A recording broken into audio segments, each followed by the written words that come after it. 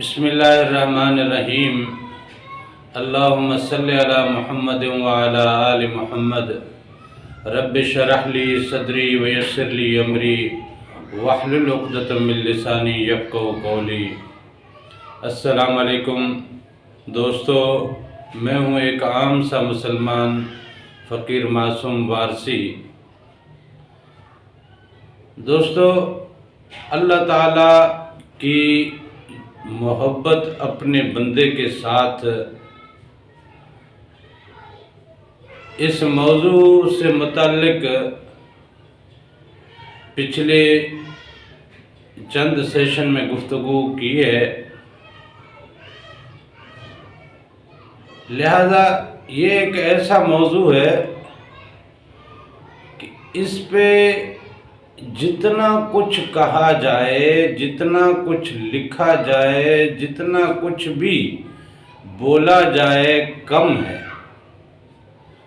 اور اتنا کم ہے کہ اس کا ایک نقطہ بھی بیان نہیں ہو پاتا کہ اللہ تعالیٰ اپنے بندے کو کتنا چاہتا ہے۔ اللہ تعالیٰ اپنے بندے سے کتنی محبت کرتا ہے، اس بات کو بیان کرنے کے لیے چاہے ساری زندگی بندہ اس پہ گفتگو کرے، تب بھی اس موضوع کا ایک نقطہ تک بیان نہیں ہو سکتا۔ اس موضوع پہ بات کرنا تو دور کی بات ہے۔ چاہے انسان کے وجود میں جو قدرت رب کی پائی جاتی ہے، اس قدرت پہ بولا جائے، چاہے انسان کو فیسلیٹیٹ کرنے کے لیے جو مادی ذرائع اللہ تعالیٰ نے تخلیق کیے ہیں ان پہ بات کی جائے، چاہے انسان کی زندگی کے لیے جو معاشرتی معاملات اللہ تعالیٰ نے، معاشرتی ٹیکنیک اور ٹیکنالوجی جو اللہ تعالیٰ نے تخلیق کی ہے اس پہ بات کی جائے، چاہے انسان کی معاشی زندگی کے حوالے سے، سیاسی زندگی کے حوالے سے، ثقافتی زندگی کے حوالے سے، مذہبی زندگی کے حوالے سے بات کی جائے، بات کبھی مکمل نہیں ہوتی ہے۔ موضوع بڑا وسیع ہے۔ جس مالک نے انسان کے ظاہری معاملات میں اتنا کرم اور اتنی مہربانی اور اتنی عطا رکھی ہو، اس مالک نے بندے کے روحانی معاملات میں کیا عطا رکھی ہوگی، کیسا کرم رکھا ہوگا، کیسی رحیمی اس نے اس میں پنہا رکھی ہے، بندہ اس بات کا تصور کر نہیں سکتا۔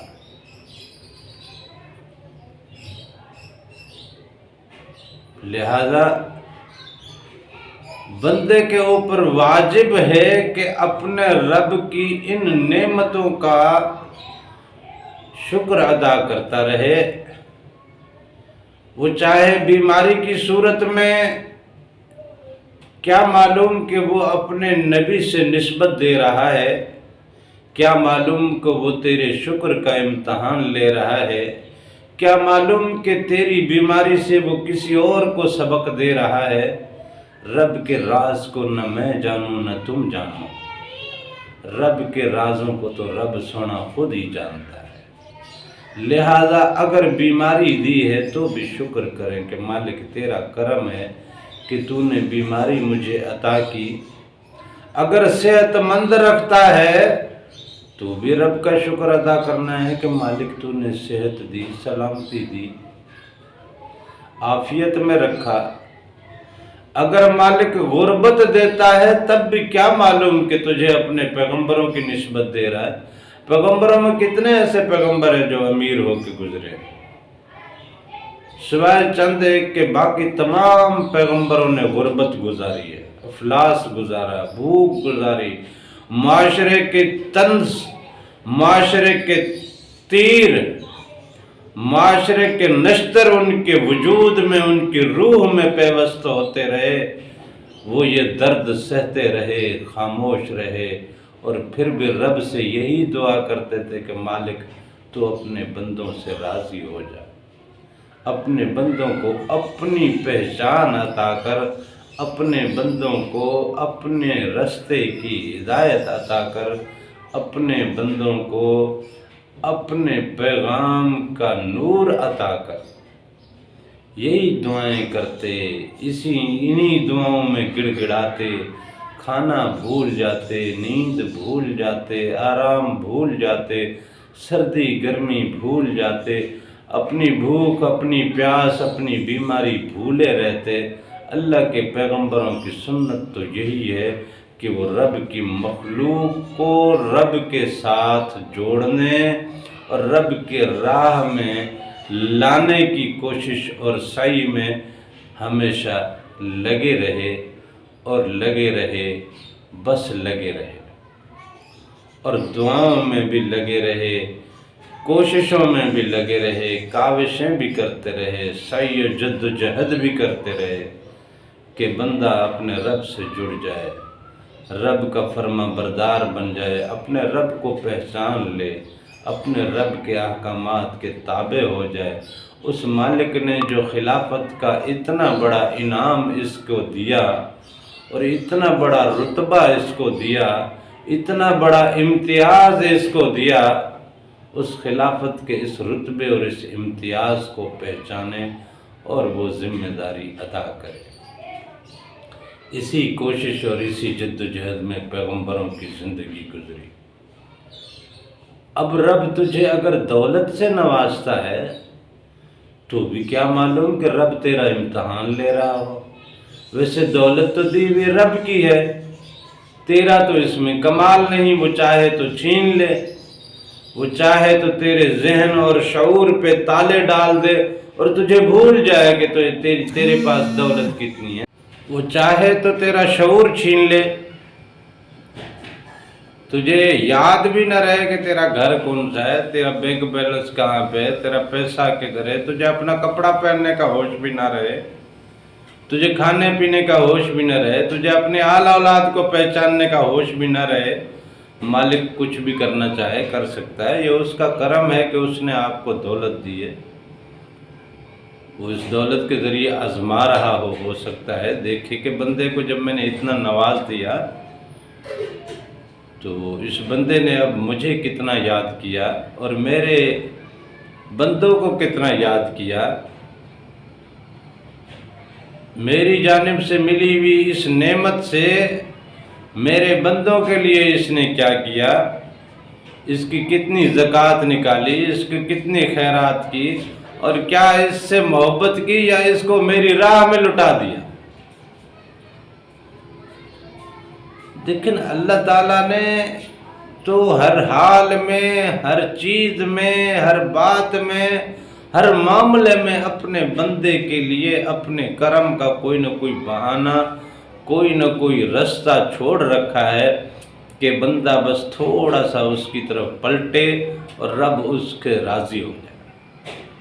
ذرا سا بندے کو پلٹنے کی دیر ہے۔ مالک نے فرمایا نا، حضور پاک کی حدیث کہ اللہ کہتا ہے کہ میری طرف ایک قدم چل کے آ، مجھے ذرا اپنی محفل میں ایک دفعہ یاد کر، تو وہ کتنا چل کے آتا ہے اور کہاں پہ تمہیں یاد کرتا ہے۔ تو اگر دوڑ کے آئے تو وہ کیا کرے، تو سب کچھ بتایا ہے نا اس نے۔ جب اتنی محبت کرتا ہے، اتنا پیار کرتا ہے، تو بندہ، ایک بندے تو بھی تو اپنے رب سے پیار کرنا، تو بھی تو اپنے رب کو یاد کرنا، تو بھی تو اپنے رب سے عشق کرنا۔ تو کن چیزوں سے عشق کر کے بیٹھا ہے، کن چیزوں میں دل لگا کے بیٹھا ہے، کن چیزوں میں اپنے آپ کو ضائع کر رہا ہے۔ لہذا یہ جو کچھ بھی ہے نا، یہ کچھ بھی نہیں ہے، کچھ بھی نہیں ہے، سب کچھ فنا ہو جانا ہے۔ یار فرعون کے محلات، نمرود کے محلات، हामान और शद्दाद की वो जन्नतें कहाँ रहीं? तो तेरी माल मिलके, तेरा रोब दबदबा, तेरी जाओ हशमत, तेरी शान और शौकत कहाँ तक रहेगी? कहाँ तक रहेगी? जाना तो फिर भी उधर ही है ना। जब जाना उधर है तो उसकी फिक्र क्यों नहीं है यार? उसकी फिक्र क्यों नहीं है? जब जाना उसके पास है तो उसके पास जाने की फिक्र क्यों नहीं है? जब जाना वहाँ है तो वहाँ उसके हुजूर सुरखरू होने का कोई एहतमाम है? उसके हुजूर मकबूल रहने का कोई एहतमाम है? उसके हुजूर अपनी खिलाफत का मान और अपनी खिलाफत का ज़रा सा भी कोई पास रख के जा रहे हो? अगर नहीं तो फिर बात बड़ी खसारे की है। नहीं तो फिर बात बड़ी खसारे की है। अल्लाह ताला से दुआ है कि वो मुझे और आपको अपने और अपने हबीब के इश्क की दौलत नसीब करे। आमीन। जज़ाकल्लाह।